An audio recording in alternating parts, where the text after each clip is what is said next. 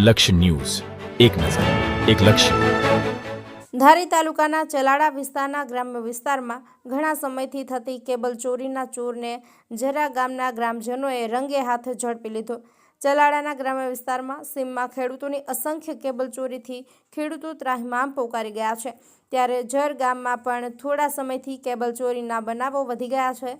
ખેડૂતો દ્વારા ચલાલા પોલીસમાં ફરિયાદો પણ આપેલી હતી, પરંતુ જરા ગામના ખેડૂતોએ આ બાબતે ચોકી ફેરો વધારીને ચોર ઝડપી લેવા માટે ચક્રો ગતિમાન કર્યા હતા. ત્યારે આજરોજ વહેલી સવારે એક ચોરે કેબલ ચોરી સીમમાં જ સળગાવી કેબલમાંથી નીકળતું તાંબુ અલગ કરી એ જ પહેલા ચોરે રંગે હાથ ઝડપી લીધો હતો.